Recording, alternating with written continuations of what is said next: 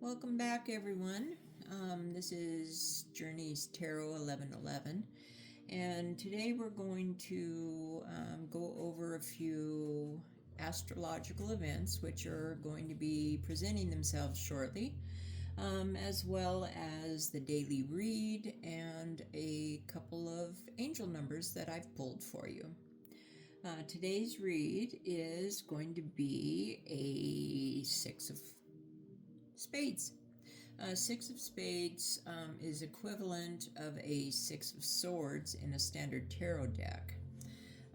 The Six of Spades represents transitions, moving away from difficult situations, leaving baggage behind, moving towards a more peaceful and sometimes a sad, reluctant future. Just leaving situations that no longer serve you. Transitions in travel, possibly indicating a physical move or trip or mental shift to a more calmer state of mind. Letting go, representing releasing the past to find a better, more stable or safer environment. Just moving away from the turmoil of a previous situation. Especially after a Five of Swords kind of event. Mental clarity, it signifies a necessary mental journey just to gain some perspective. And our angel numbers that I have pulled for you today, the first one being 321, which represents boundaries. It is okay to set limits. There are those people out there that just want to take too much from us. And your angels are trying to just remind you that you don't have to let them do this to you. It's important to say no to anything that's going to harm you. Think about a set of boundaries that you could put in place around you today. Doesn't have to be much. Start with one or two. But it is important to get started on this. Just put it into motion. Our second angel number today is ruminant.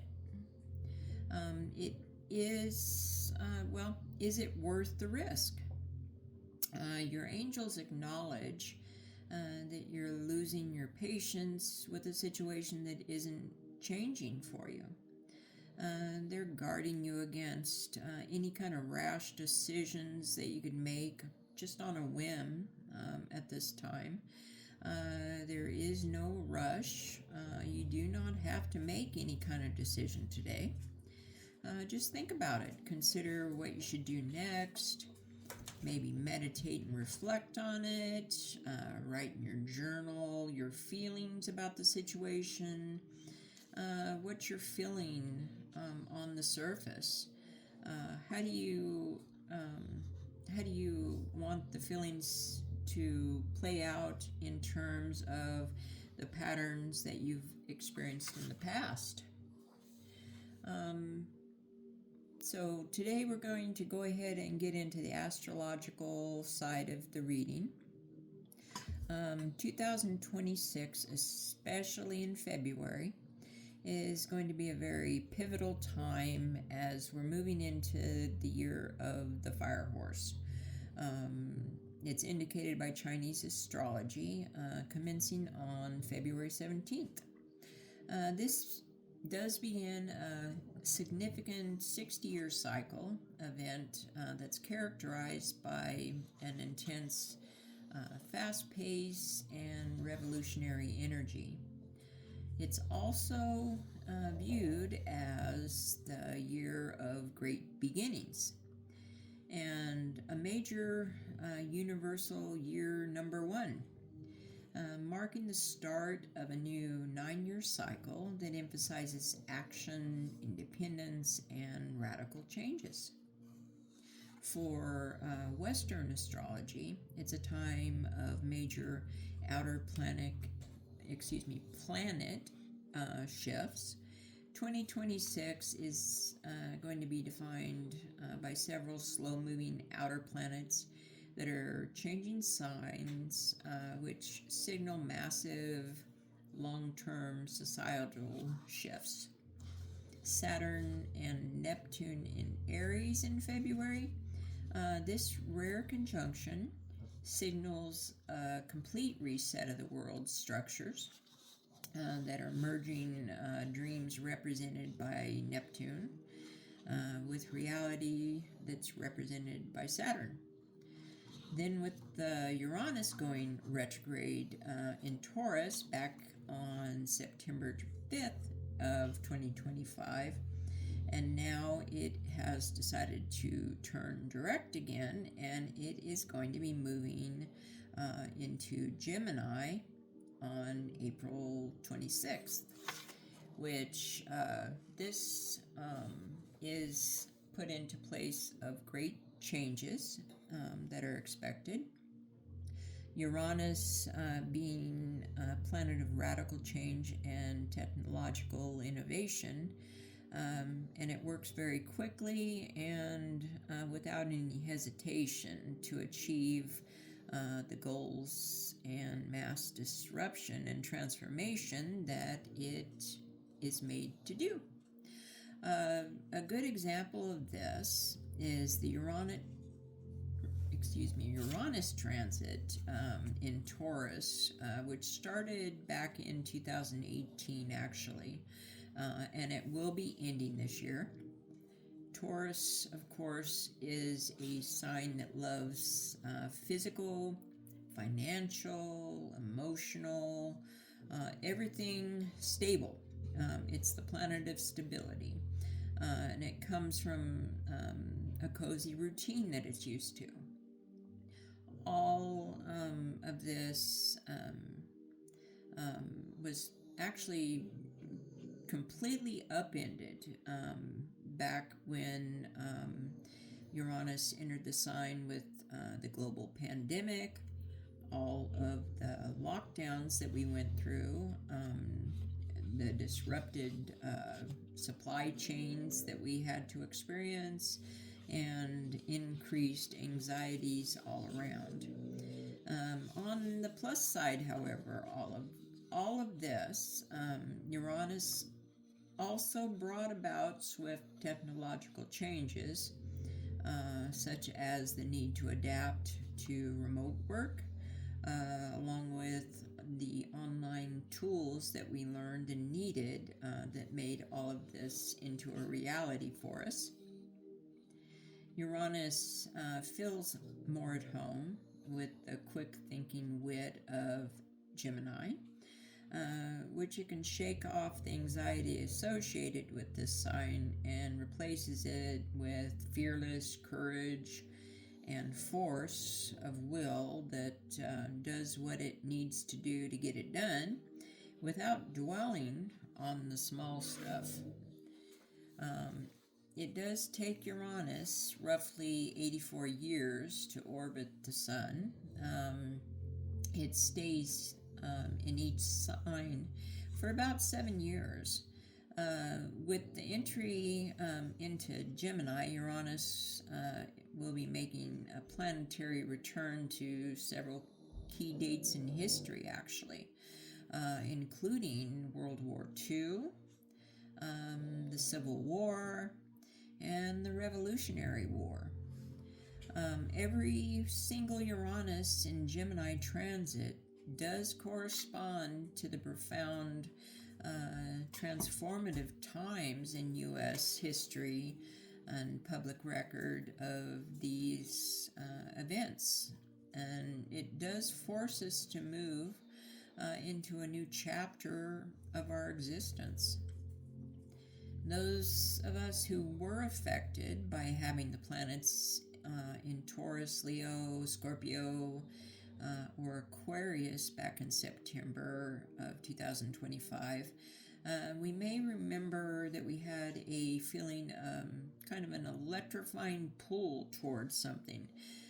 Depending on where your planets are located in your chart, just kind of a knowing that you need to do this and take advantage of the opportunities being presented to us at that time. Although the feeling of taking a risk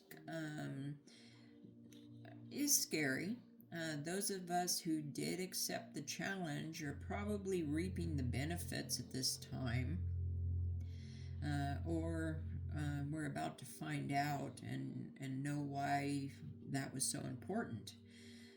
Those of us who like the feeling that we had of our secure little bubble and we didn't want to venture forward, probably now are regretting not taking that chance the universe was providing for us.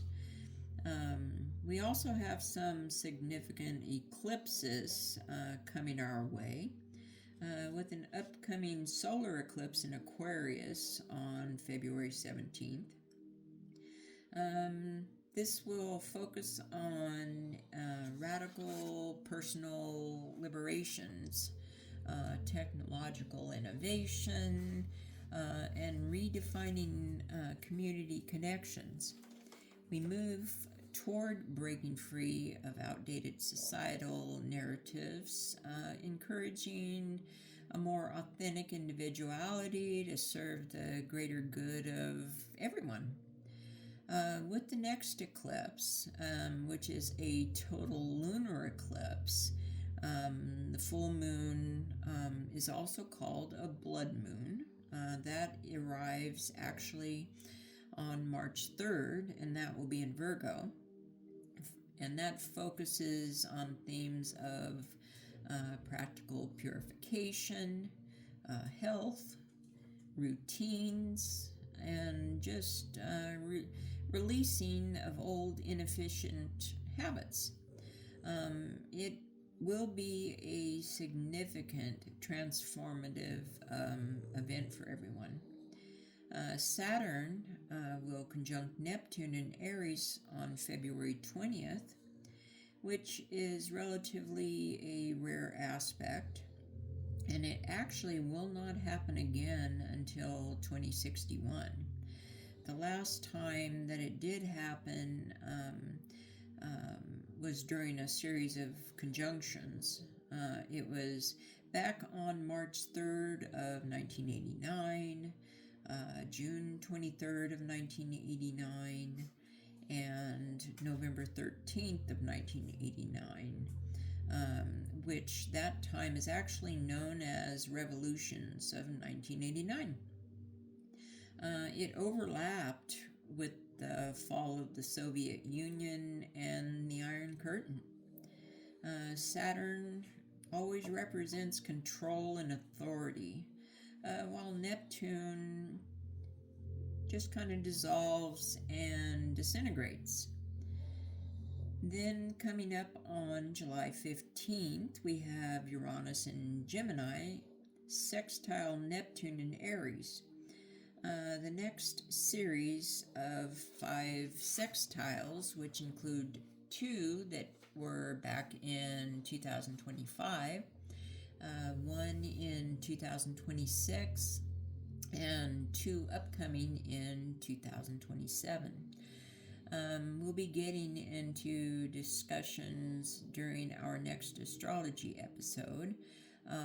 However, one does want and need to take advantage of the time, as the aspect will not occur again in our lifetimes. It won't occur again until 2137. So during our upcoming months, we do have our North Node moving forward into Aquarius, so we're individually and collectively being asked or actually being helped to welcome in and create growth into the highest and healthiest aspects of Aquarius. Moving towards growth and maturity, not making it necessary to be something special or to have a status where you feel as if you're better than others in appearance, financially, socially, or just by status. It's just to be better for the entirety of all. With the South Node in Leo, we're moving away from and leaving behind the self-centered leadership of the past, where performing for approval and just the fear of not being accepted, the attachment to the status quo of being special or to be the per se chosen one.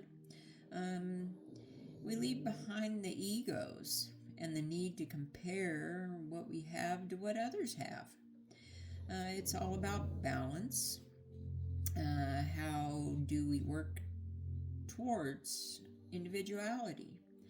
And how do we learn to work together? Our next discussion that we have in astrology will delve deeper into the remaining planetary movements and obstacles and opportunities which we'll be facing in 2026 and into the coming future. Anyway, I would like to thank everyone for coming to my channel and hearing what we have to say regarding astrology. And I want to wish everyone a wonderful, blessed day, and we will be speaking again soon. Bye-bye.